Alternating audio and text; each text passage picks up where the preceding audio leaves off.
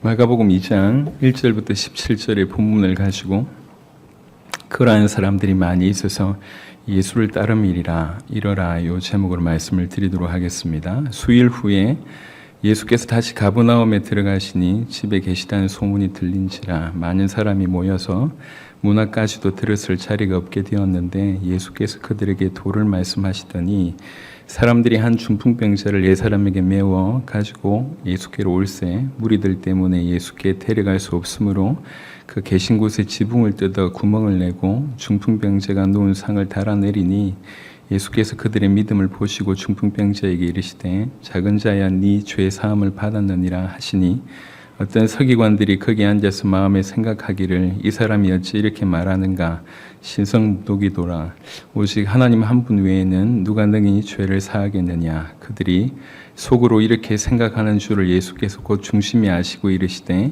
어찌하여 이것을 마음에 생각하느냐 중풍병자에게 네 죄 사함을 받았느니라 하는 말과 일어나 네 상을 가지고 걸어가라 하는 말 중에서 어느 것이 쉽겠느냐 그러나 인자가 땅에서 죄를 사하는 권세가 있는 줄을 너희로 알게 하려 하노라 하시고 중풍병자에게 말씀하시되 내가 너에게 이르노니 일어나 네 상을 가지고 집으로 가라 하시니 그가 일어나 곧 상을 가지고 모든 사람 앞에서 나가거늘 그들이 다 놀라 하나님께 영광을 돌리며 이르되 우리가 이런 일을 도무지 보지 못하였다 하더라. 예수께서 다시 바닷가에 나가심에 큰 무리가 나왔거늘 예수께서 그들을 가르치시니라. 또 지나가시다가 알페오의 아들 레위가 세관에 앉아 있는 것을 보시고 그에게 이르시되 나를 따르라 하시니 일어나 따르니라. 그의 집에 앉아 잡수실 때에 많은 세리와 죄인들이 예수와 그의 제자들과 함께 앉았으니 이는 그러한 사람들이 많이 있어서 예수를 따름이러라. 바리새인의 서기관들이 예수께서 죄인 및 세리들과 함께 잡수시는 것을 보고 그의 제자들에게 이르되 어찌하여 세리 및 죄인들과 함께 먹는가. 예수께서 들으시고 그들에게 이르시되 건강한 자에게는 의사가 쓸데없고 병든 자에게라 쓸데있느니라. 나는 의인을 부르러 온 것이 아니요 죄인을 부르러 왔노라 하시니라. 아멘.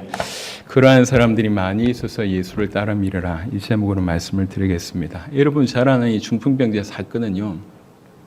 배경을 잠시 좀 설명을 좀 드리면 불과 이제 1장 말미에는 무슨 일이 벌어지냐면 나병 환자를 고치는 일이 벌어졌습니다.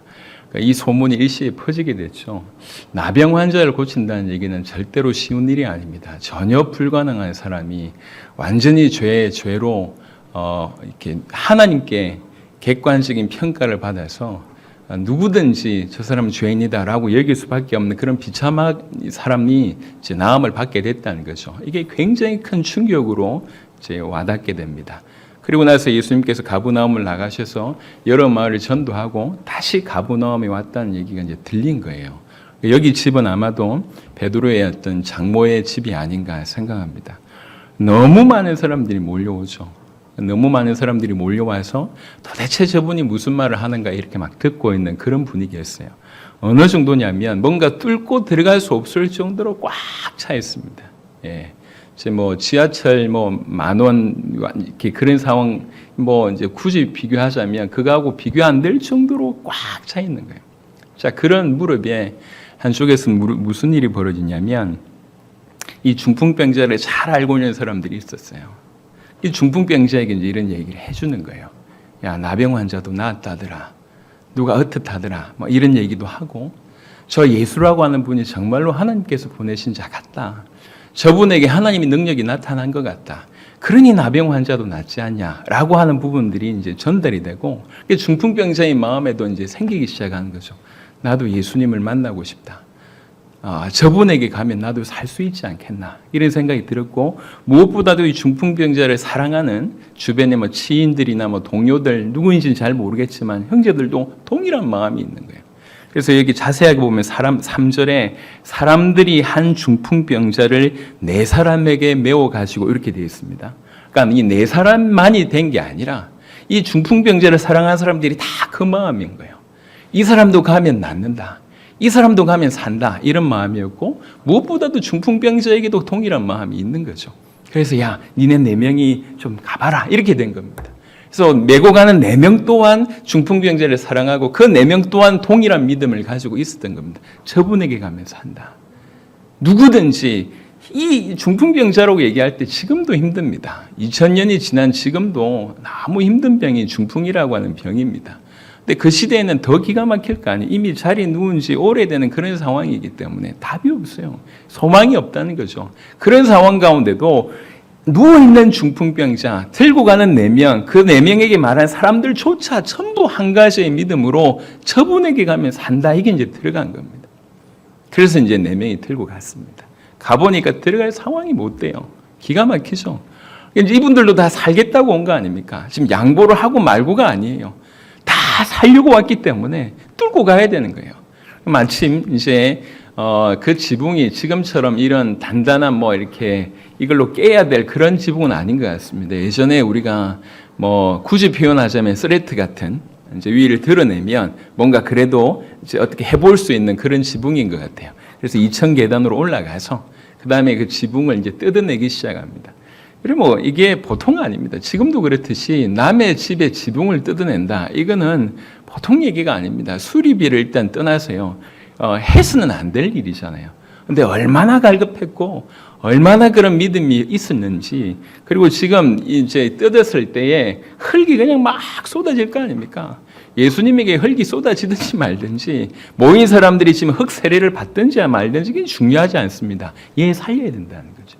저분에게 가면 이 사람 산다는 겁니다. 그래 4명이 다 뜯어내고 그 위에서 상으로 그대로 들고 밑으로 내리는 거예요. 4명이. 한참 메시지 하고 있는데 저 위에서 상이 내려오는 거예요. 중풍병자가 누운 상태로. 성경에 보니까 뭐라고 얘기하고 있냐면 5절에 예수께서 그들의 믿음을 보시고라고 되어 있습니다.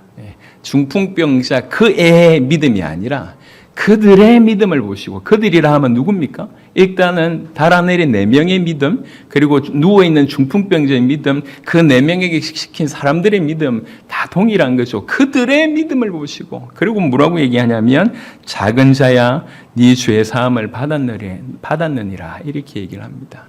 예수님이 뭘 봤다고 얘기하냐면 그들의 믿음을 보셨다고 얘기합니다. 그 4명의 믿음을 보셨다는 얘기고 그 사람들의 믿음을 보셨다고 얘기하는 겁니다. 단순한 믿음이었습니다. 저 사람은 정말로 하나님이 보내신 자다. 예수님이 하나님의 아들 그리스도이심을 선명하게 알았는지 몰랐는지 잘 모르겠어요. 아직까지는 십자가 지시고 어떤 부활하신 어떤 부분들이 선명하지 않았기 때문에, 그 다음에 죄를 사하는 권세라고 하는 표현이 이후에 등장하기 때문에 이때까지는 예수님이 정말 그리스도다라고 하는 선명함은 없을 수 있었겠지만, 분명한 것은 저 사람은 하나님이 보내신 자다. 저 사람을 통해서 하나님의 능력이 나타나는 거다. 하나님을 믿고 하나님의 능력을 믿는 믿음이 있었습니다. 그래서 저 사람에게 가면 산다라고 하는 이 마음이 있는 거예요. 요 믿음이 있습니다. 하나님에 대한 믿음, 하나님의 능력에 대한 믿음, 하나님께서 보내신 자를 믿는 믿음이 그 안에 있었습니다. 그래서 이 믿음 있는 자가 이 사람을 데리고 갈 때에 어떤 마음이었냐면, 지금 사실은 누가 갈급하냐면 중풍병자가 갈급하잖아요. 근데 중풍병자 말고 이 다른 사람들은 그렇게 갈급하지 않는데 뭘 보게 되냐면 예수님의 얘기를 계속 듣고 일어난 일들을 보면서 이 사람도 가면 산다라고 하는 마음이, 믿음이 이들에게 다 전달되는 거예요. 그게 좀 중요한 겁니다. 이 믿음이 있으니 뭐가 보이시냐면 얘도 살겠는데 이렇게 보여지는 겁니다. 예수에 대한 믿음, 하나님의 능력에 대한 믿음이 들어가니까 이 사람도 살지 않겠나라고 하는 당연한 그런 일들이 벌어지는 거예요. 그래서 결국 이 사람을 데리고 오게 됩니다. 여러분, 굉장히 짧은 얘기지만 결국 영혼을 살리는 방법 중에 하나는 믿음이라고 하는 것입니다. 우리의 영혼은 하나님이 살리십니다. 하지만 그 영혼이 사는데 쓰임받는 도구는 우리 사람을 통해서 한 명 한 명을 살리지 않습니까? 이게 하나님의 뜻이지 않습니까?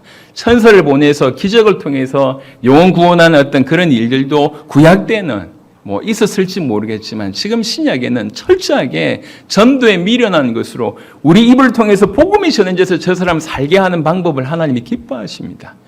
그래서 누구든지 영혼을 살리는 데 쓰임받는 사람들은 믿는 사람입니다. 그 믿는 사람의 믿음이 결국 영혼을 살립니다. 그 믿는 사람의 믿음이 결국 영혼을 살린 것을 조금 더 확장시켜 보면 교회를 지키는 것입니다.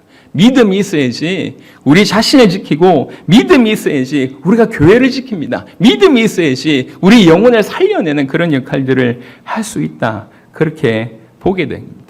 그래서 이 믿음 앞에 제 그 중풍병자가 왔다가 예수님으로 말미암아 이제 죄 사함을 받는 일이 벌어진 거죠. 자, 이런 일이 벌어졌을 때 거기 앉아 있던 서기관들이 이렇게 얘기합니다. 야, 쟤 좀 웃긴다.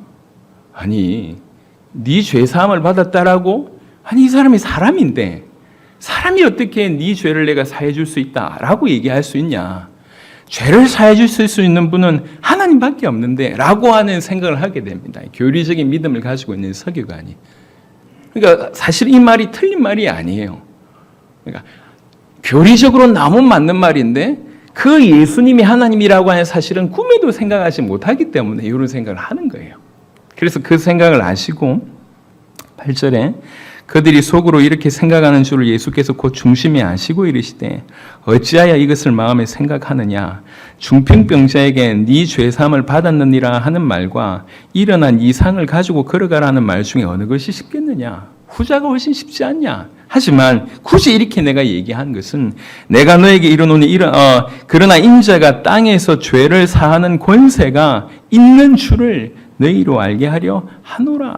내가 굳이 이렇게 얘기하는 것은 지금 네가 네 속으로 생각하고 있지 않냐? 죄를 사해 줄 수 있는 유일한 분은 하나님밖에 없다고 얘기하고 있지 않냐? 생각하고 있지 않냐? 지금 죄를 사해 주는 권세가 있다고 얘기한 내가 하나님이다. 내가 하나님의 아들이다. 라고 하는 것을 아주 공공연하게 이렇게 이제 밝혀냅니다.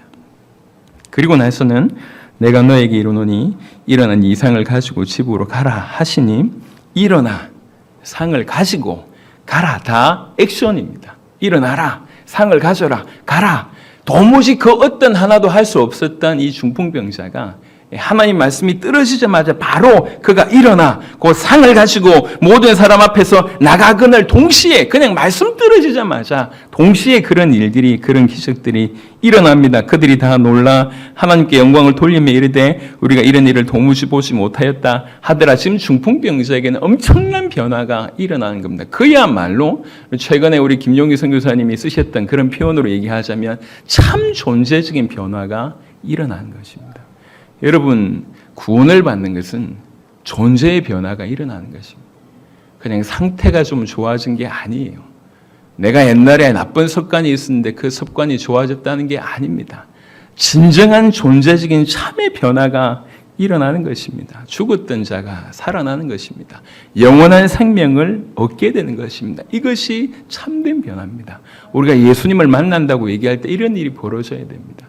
우리가 이미 알고 있던 우리가 사복음서 시대로 쭉 돌아가 보면 그 시대에 예수님을 만났던 사람들은 분명히 육신의 눈으로 예수님을 보고 그 예수님의 말씀을 귀로 듣고 예수님의 기적에 이러저러한 이유로 직간접적으로 참여했던 사람들은 좋기 숫자로 헤아릴 수 없을 만큼 너무너무 많았을 겁니다.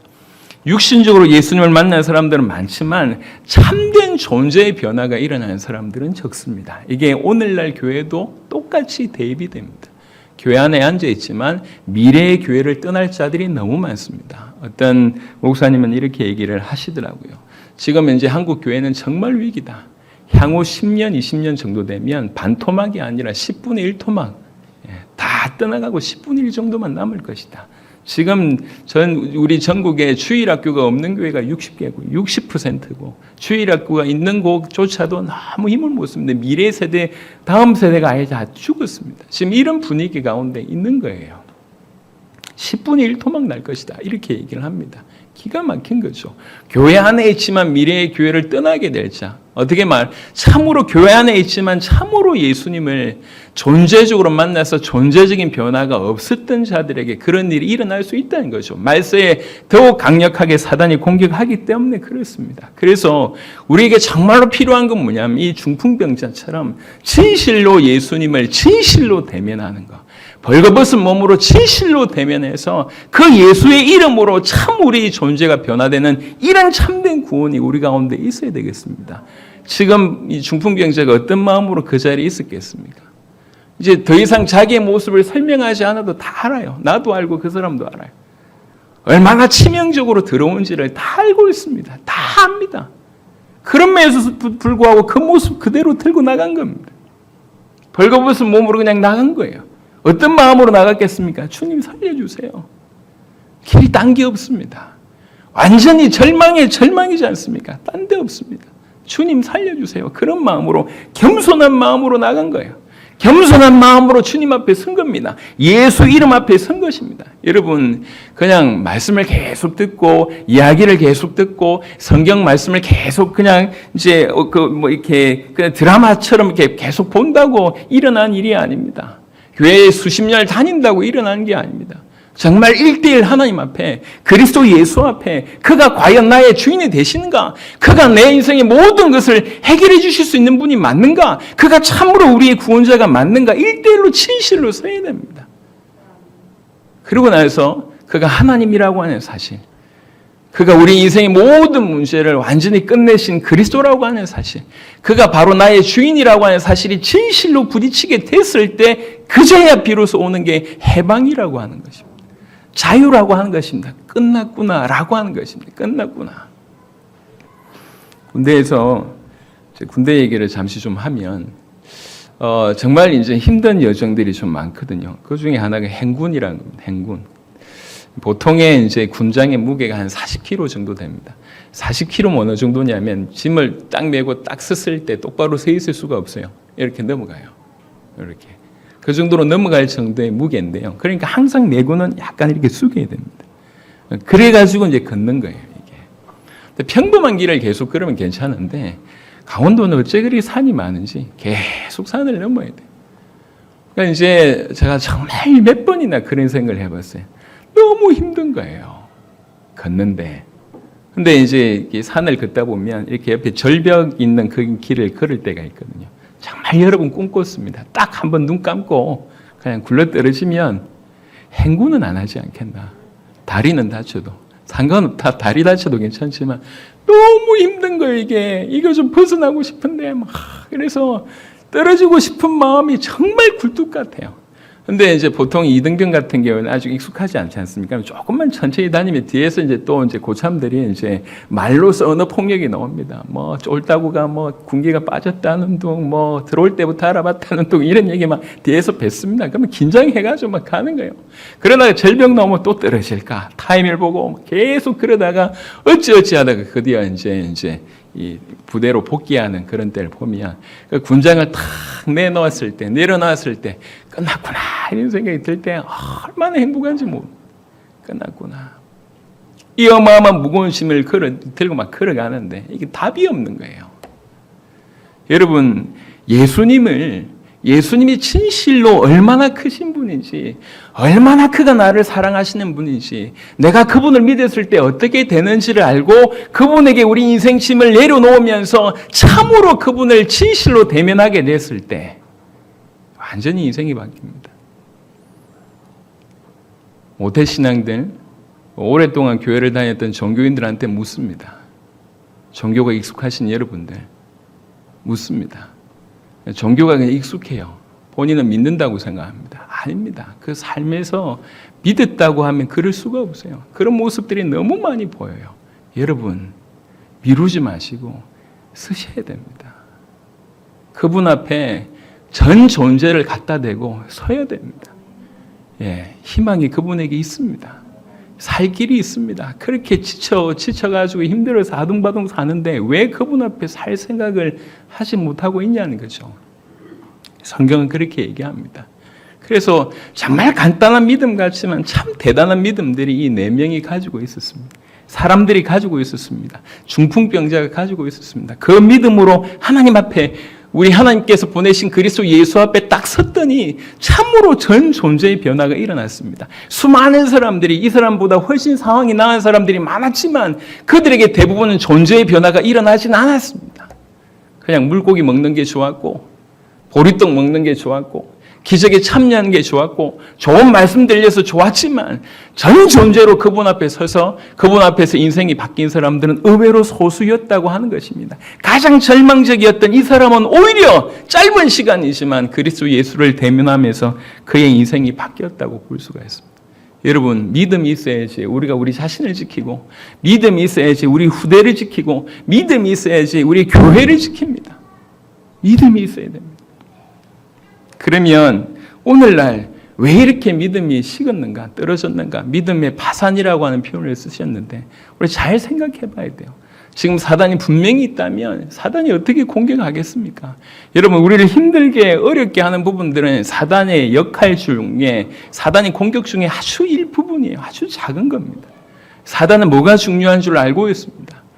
우리에게 복음을 이렇게 희미하게 만들고 잃어버리게 만들고 믿음의 부분에 계속 공격을 하는 거예요. 창세기 3장에 처음부터 사단은 아담 하와를 공격할 때 뭘 공격했냐면 하나님의 말씀을 공격합니다. 그리고 하나님의 말씀에 불신하도록 공격합니다. 하나님의 말씀에 의심하게 공격합니다. 그게 처음의 공격이었습니다. 지금 또한 그렇습니다.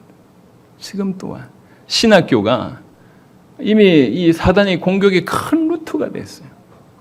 그래서 하나님을 믿지만 이런 거죠. 하나님의 말씀에 대해서 하나님은 믿지만 하나님의 말씀에 100% 열려있는 믿음은 아니에요. 말씀보다 자기의 생각이 더 우위에 있어요. 이런 생각으로 말씀을 판단하는 거예요.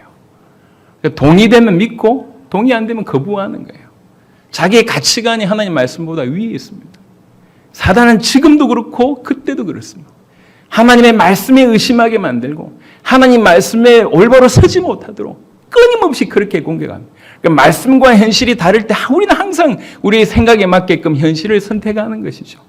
그래서 말씀을 믿는 믿음이 사라집니다. 여러분, 말씀에 대한 믿음이 사라지기 시작하면 그 말씀에서 말하는 바 하나님에 대한 믿음, 그리스도 예수에 대한 믿음이 희미해질 수밖에 없다는 겁니다.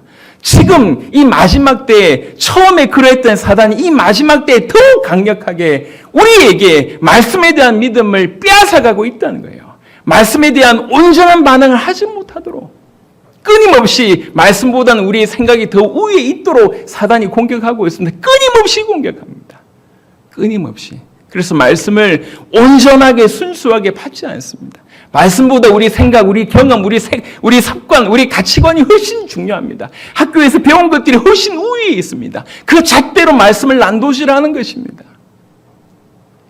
자기 생각하고 맞으면 받고 아니면 패스죠. 이건 말씀을 믿는 믿음이 아닙니다. 말씀에 대한 믿음에서 실패하면 우리는 하나님에 대한 믿음에서 실패하고 그리스도 예수에 대한 믿음에서 실패하고 우리가 우리 영혼을 지키지 못할 뿐만 아니라 교회를 지킬 수가 없습니다. 여러분, 보면 볼수록 지금 엄청난 전쟁이라는 생각을 합니다. 교회 안에 믿음을 찾아보기가 참 힘듭니다. 그 믿음의 근원되는 말씀에 대한 신앙이 거의 없습니다. 그러니 매 순간 벌어지는 여러 가지 일들에 이미 말씀에 대한 믿음이 실패했기 때문에 모든 순간에 하나님을 인정하고 모든 순간에 예수님을 그리스도로 추구하고 인정하는 그 믿음이 너무너무 힘든 거예요. 어떻게 보면 간단한 건데 저분에게 가면 산다라고 하니 간단한 믿음이 전부였는데 그 믿음이 힘든 겁니다. 그분들은 그나마 물론 예수님이 일어났던 기적을 많이 일으키셨던 세대였기 때문에 물론 많은 것들을 봤기 때문에 그런 믿음이 빨리 생겨났을 수도 있다라고 생각합니다. 하지만 지금 우리도 말씀이신 하나님께서 말씀으로 우리에게 역사하고 계시지 않습니까? 기회가 없는 게 전혀 아니에요. 오히려 더 완벽하다고 볼 수가 있습니다. 이 마지막 때 진실로 말씀을 믿는 자가 누구냐는 거예요. 말씀 그대로 살고자, 말씀 그대로 순종하고자 하는 사람이 얼마나 있냐는 겁니다. 말씀을 믿는 믿음이 진실로 이 시대에 너무너무 필요하다 생각을 합니다. 여러분, 말씀에 대한 믿음이 없는 자는 하나님을 경외할 수가 없습니다. 어떻게 우리가 하나님을 경외합니까? 이미 사단이 심어놓는 그 말씀에서 그런가라고 얘기하면서 그 사단에 설득당한 하와가 어떻게 하나님을 경외합니까? 어떻게 그 인생에 하나님, 정말 주님, 나는 주님의 것입니다. 주님 말씀하시면 제가 무조건 순종하겠습니다. 이게 하나님을 두려워할 줄 알고 정말 하나님을 존경하고 사랑한다고 하면 이미 그 마음이 들어갔는데 이런 경외라고 하는 것이 있을 수 있겠냔 말이에요. 없습니다. 우리는 하나님 말씀 앞에 서서 하나님 말씀을 믿는 믿음, 말씀이 떨어지면 내 생각과 맞지 않는다 할지라도 그 말씀에 무조건 아멘 할 줄 아는 그런 도전을 하시기 바랍니다. 이건 우리 천성과는 반대 방향입니다. 우리의 생각과 너무 반대 방향이 있는 것이에요.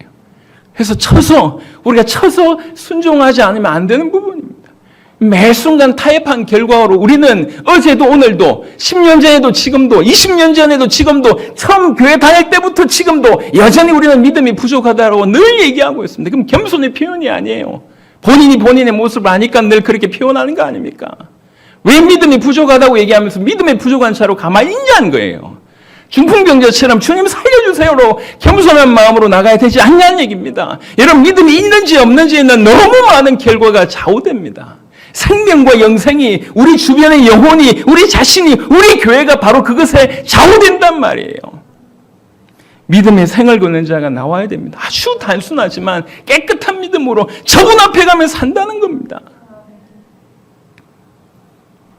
그래서 정말로 하나님의 말씀을 믿는 믿음으로 우리가 다 경외하는 자야 돼야 되겠습니다. 취사 선택은 주님이 원하시는 신앙이 아닙니다.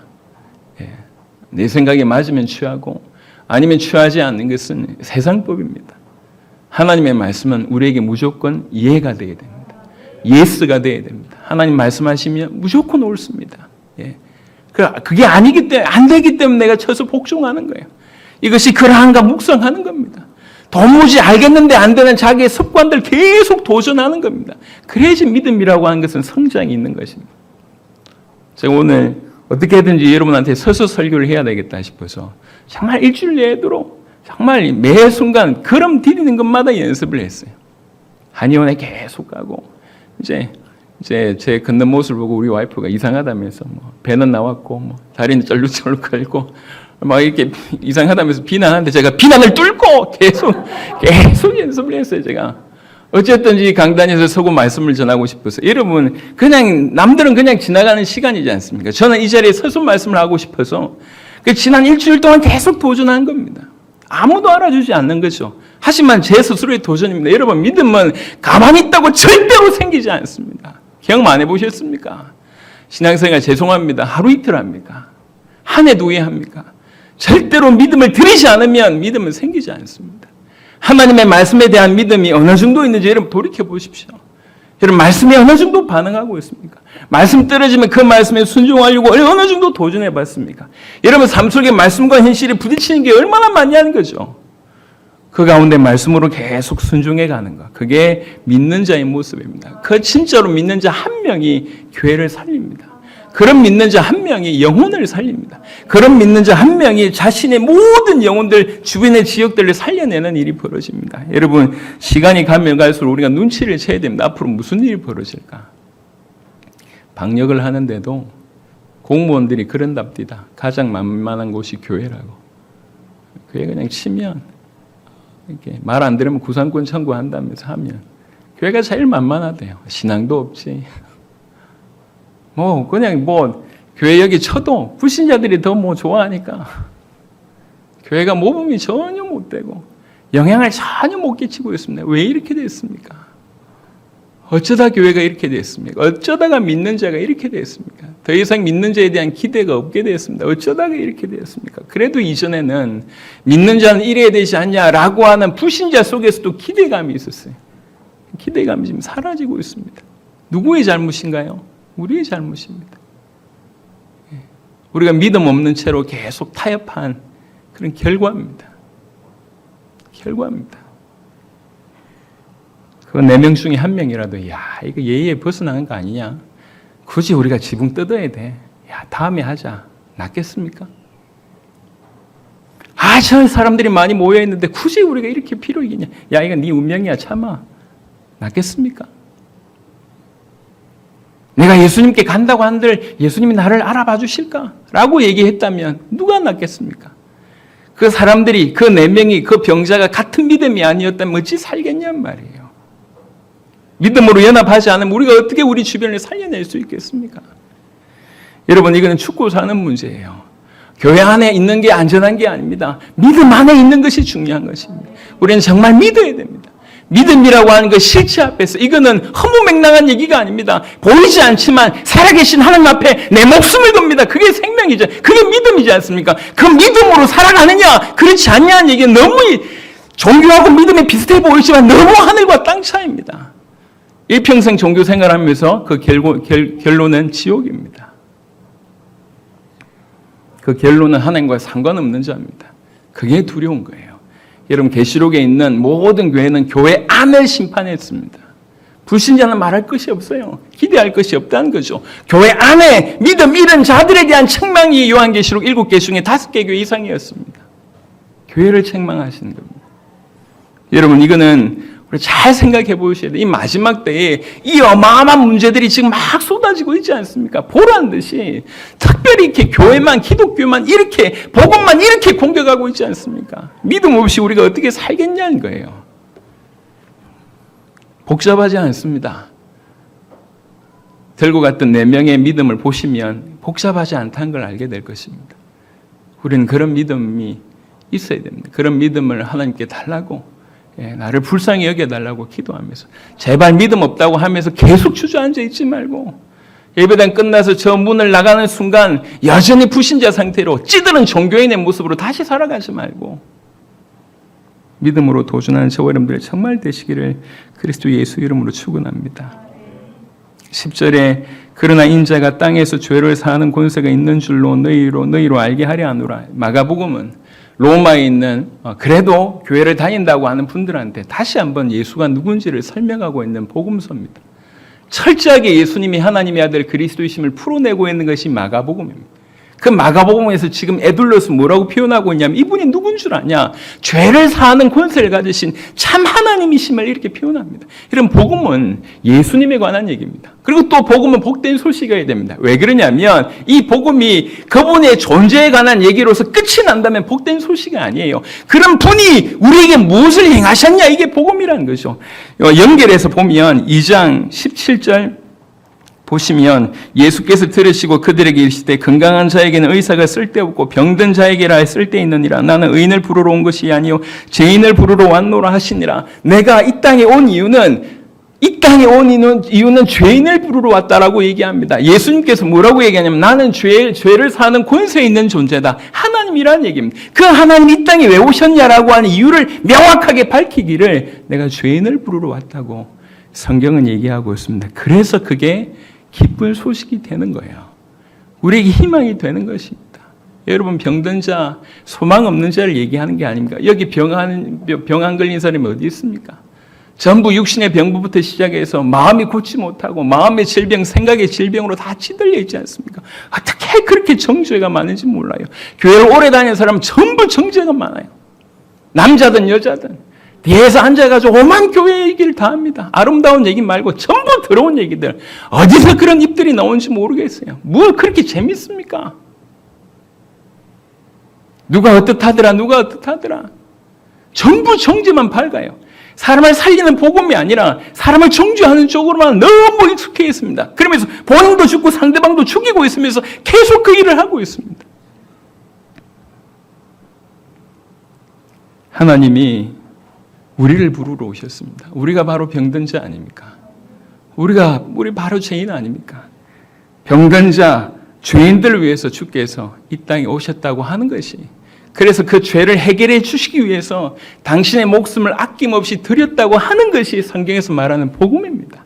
예수님은 하나님의 아들 그리스도로 우리 죄를 해결하시고 사단의 손아귀에서 우리를 건져내시고 하나님 떠나 죽어 있는 우리에게 생명을 주시려고, 하나님을 만나는 길을 주시려고 당신의 목숨을 대속하셨다. 당신의 목숨을 우리 대신 주셨다라고 하는 것이 성경에서 말하는 복음입니다.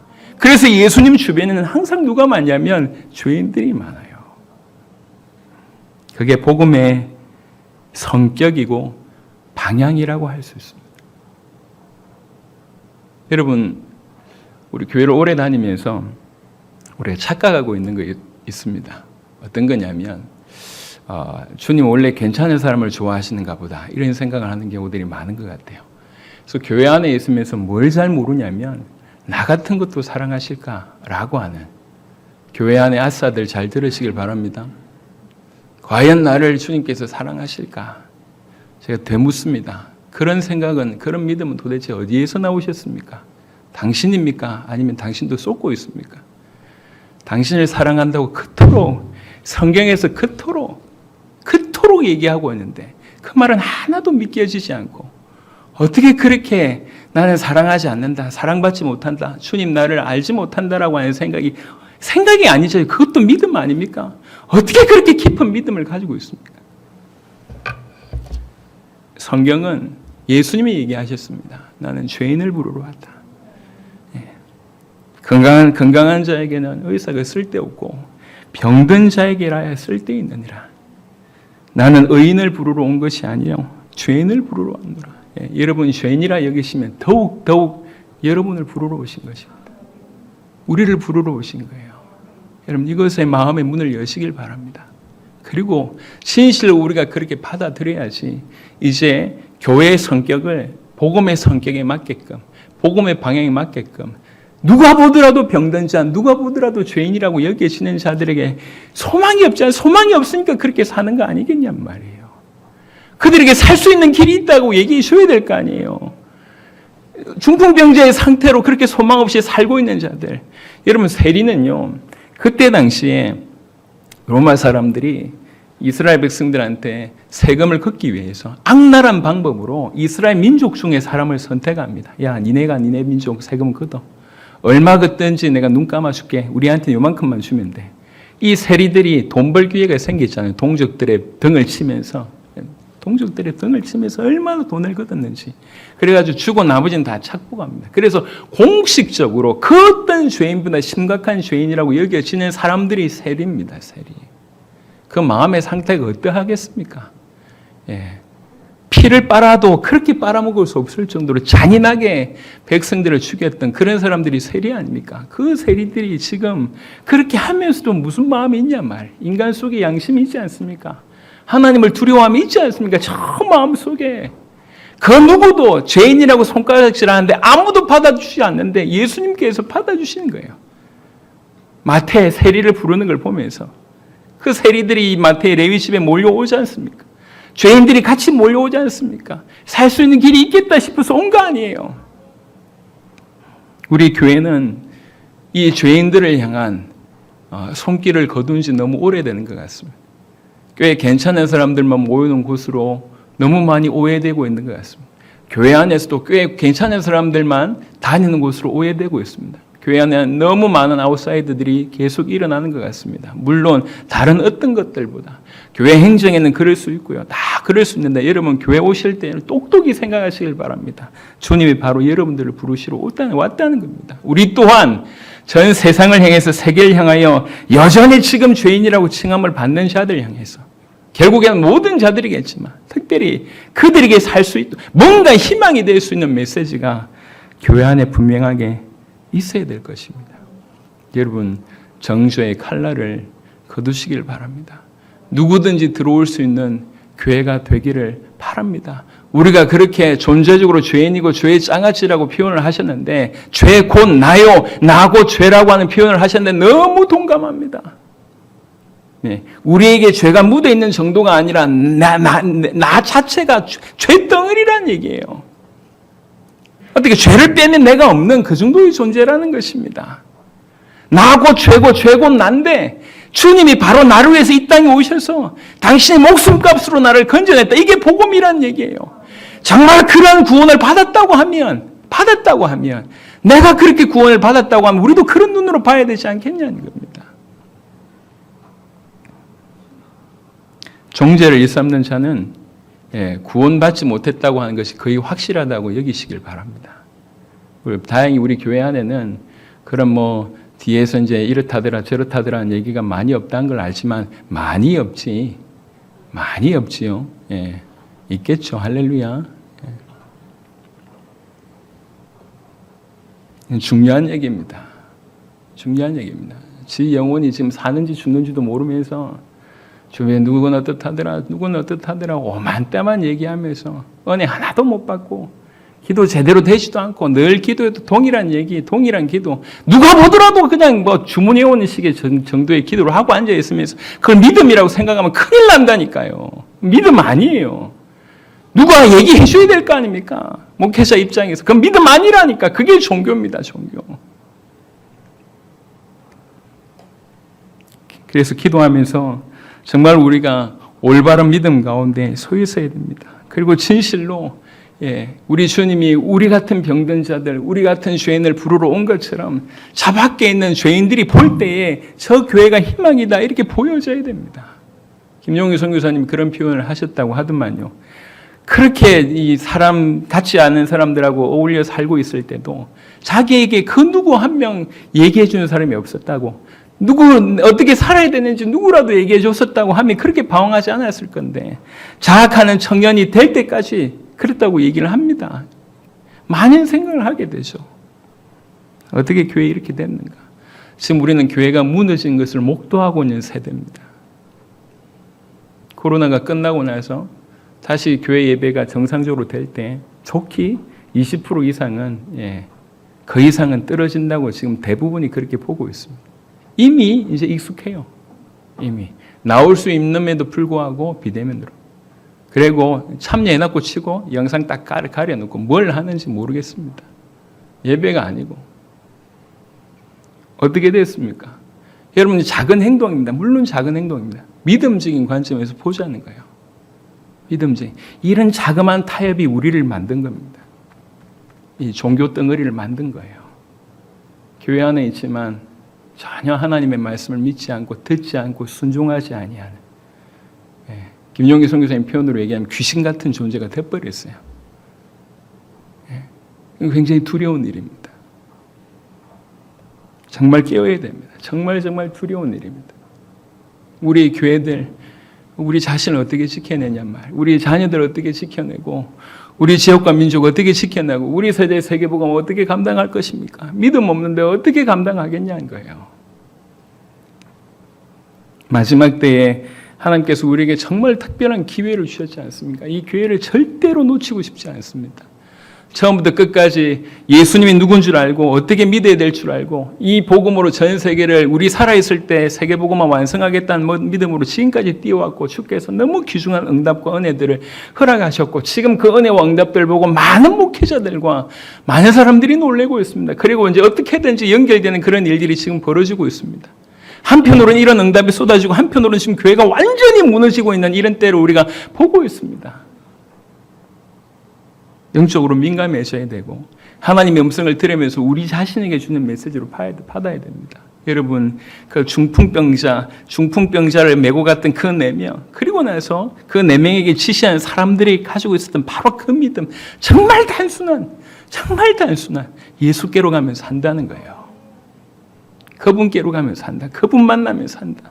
진실로 인격 대 인격으로 전 존재로 그분을 만나면서 산다. 이게 믿음입니다. 그리고 그 믿음으로 하루하루를 사는 거예요. 그 예수님의 이름으로, 그 예수 앞에서. 그 믿음이 저와 여러분들에게 정말 있게 되길 바라고, 그래서 하나님을 경외하는 자로 이 땅에서 살아가게 되기를 진실로 원합니다. 하나님을 경외하는 자는 하루하루가 틀림없이 변화가 일어납니다. 안 일어난다는 건 있을 수가 없어요. 생명은 틀림없이 자라게 되어 있습니다. 어떻게 10년 전과 지금이 같을 수가 있으며 1년 전과 지금이 같을 수가 있습니까? 같을 수 없습니다. 우리 주님은 우리 죄를 사하는 권세를 가지고 계십니다. 그리고 그 죄를 사하시려고 주님은 방법을 이미 알고 계셨습니다. 내가 내 목숨을 버려야 된다는 걸 알고 계셨습니다. 그런 마음으로 오셨습니다. 그래 놓고 얘기합니다. 내가 죄인을 부르러 왔다. 여러분, 단순한 얘기가 아니에요.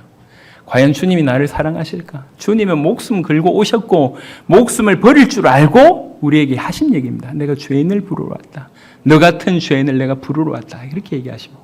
이렇게 주님이 피를 통하는 마음으로 말씀하시는데, 여전히 우리는 나 같은 것은 죄일 것이다 라고 하는 그 엄청난 믿음, 그 무너지지 않는 믿음을 수십 년째 가지고 계시면서 아직도 그 믿음을 고수하고 계십니까?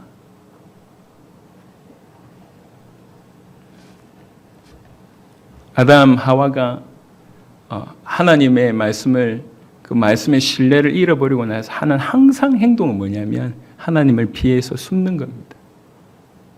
말씀이 들릴수록 숨는 겁니다. 그게 우리의 본성입니다. 그 본성을 쳐서 주님 앞에 무릎 꿇는 게 그게 믿음이라는 거예요. 로마서 1장을 보시면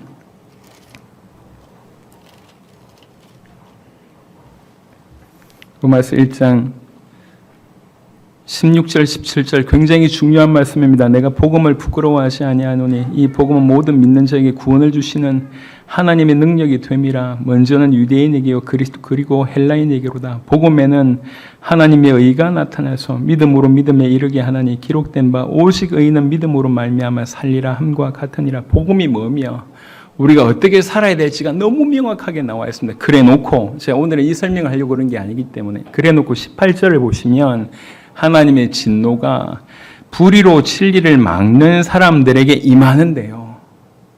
중요한 순수를 얘기합니다. 첫 번째가 모든 경건하지 않음과 그 다음에 불입니다. 하나님의 말씀을 신뢰하지 아니하는 그 불경건이 불의를 낳습니다. 우리 가운데 불의한 모습들이 혹여 없다 할지라도 더 큰 문제는 불경건입니다. 내가 하나님을 올바로 믿지 않고 하나님을 경외하지 아니하는 불신앙이 더 중요한 문제라는 것입니다. 우리가 지금 다 범하고 있는 바로 그 문제입니다. 우리가 불신자보다 틀림없이 불의한 모습은 없을 수 있습니다. 하지만 경건하냐는 거예요. 믿음으로 사냐는 겁니다. 이건 다른 얘기예요. 우리가 믿음 안에 있다 하면서 불경건으로 사는 것이 이게 더 자기를 속이는 겁니다. 그래서 제발 책망하는 게 아닙니다. 지금 서자는 거예요. 예, 그 중풍병자처럼 우리가 그분 앞에 서자는 겁니다. 완전히 다 나 드러난 거 아닙니까? 완전히 싹 다 까발린 거 아닙니까? 다 벌거벗은 몸으로 주님밖에 없다라고 하는 마음으로 그분 앞에 전 존재로 선 거 아닙니까? 그게 있어야 된다고 얘기하는 겁니다. 그리고 그 믿음으로 살아야 된다고 얘기합니다. 그 믿음으로 살아야지 이 무너지는 교회를 우리가 살릴 수가 있고 지킬 수가 있습니다. 우리 주변이 다 무너지고 있지 않습니까? 우리 주변에서 믿는 자 찾아보기가 너무나 힘들어요. 마지막 때 그런 믿는 자들을 틀림없이 주께서 남기시고 사용하실 것인데 이 자리에 모인 여러분들이 바로 그런 자가 되기를 바라는 마음입니다. 오늘 마가복음 2장에 결론적으로 보시면 우리가 원래 제목으로 삼았던 17절에 15절을 보니까 그의 집에 앉아 잡수실 때 많은 세리와 죄인들이 예수와 그의 제자들과 함께 앉았으니 이는 그러한 사람들이 많이 있어서 우리 이 시대뿐만 아니라 그 시대도 그렇고 우리도 여기 포함되고 저 밖에 있는 사람들도 동일하게 포함됩니다. 그러한 사람들이 많이 있어서 근데 중요한 건 뭐냐면 그 다음입니다. 예수를 따라 미르라. 예수를 따라 미르라. 분명히 세리고 분명히 죄인인데 분명히 병든 자였는데 이 사람들이 예수님을 만나서 예수님을 따르는 일이 벌어졌습니다. 이게 교회입니다. 이게 교회. 이게 주님이 기뻐하시는 복음 말하는 거죠. 이게 주님이 기뻐하시는 이 시대에 우리에게 일어나야 될 일들입니다. 예. 어떤 세리, 어떤 죄인들이라도, 어떤 병든 자들이라도 그러한 사람들이 많이 있다는 걸 알고 계세요. 그러한 사람들이 많이 있는데 그 많은 사람들이 예수께로 와서 예수님을 만나고 예수님을 따르는 자가 됐다는 것입니다. 지금 전 세계에 하나님의 사람들이 숨어 있습니다. 지금은 병든 자의 모습으로, 지금은 죄인의 모습으로, 지금은 중풍병자의 모습으로, 지금은 세리의 모습으로, 지금은 하나님을 비난하는 자의 모습으로 있습니다. 하지만 그러한 사람들 중에 예수님을 따를 자들이 준비되어 있습니다. 여러분, 복음과 종교는 너무나 차이가 납니다. 종교로는 우리 자신도 지킬 수가 없어요. 우리 자신도 못 바꾸는 복음은 복음이 아니라고 얘기를 하시더라고요. 정말 맞습니다. 종교로는 우리를 지켜낼 수가 없어요. 예, 모태신앙을 비롯해서 본인이 종교인이다라고 생각하시는 분들은 더 긴장하시길 바랍니다. 예, 큰일 납니다. 큰일 납니다. 큰일 납니다. 깨어 있어야 돼요. 그리고 정말 주님 앞에 서야 됩니다. 그리고 익숙한 종교적인 방식으로 살아가지 말고 믿음으로 사시길 바랍니다. 우리 천성과 우리 본성이 계속 주님 반대 방향으로 가지 않습니까? 계속 끌고 와서 주님 앞에 세우는 거. 이게 믿음이에요. 이게 믿음.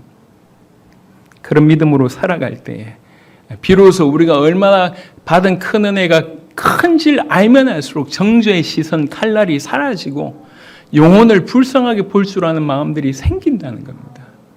우리에게 그런 마음들이 생깁니다. 저 밖에 있는 사람들이 우리를 보고 저기 가면 살겠다고 하는 생각들이 들게 되는 겁니다. 그래서 우리 주님께서 보여주셨던 그 모습이 정말 우리에게 재현되길 바라고 이 교회 정말 재현되길 바랍니다. 그러한 사람들이 많이 있어서 예수를 따름이라. 우리를 통해서 그런 일이 벌어질 수 있도록, 이 교회를 통해서 그런 일이 벌어질 수 있도록, 이 복음을 받은 전 세계 모든 제자들과 교회들을 통해서 그런 일이 일어날 수 있도록 정말 기도합니다. 우리 살아있을 때 세계복음을 끝내야 됩니다. 최근에 더욱 간절해지고 더욱 구체화가 되고 있는 것을 많이 느낍니다.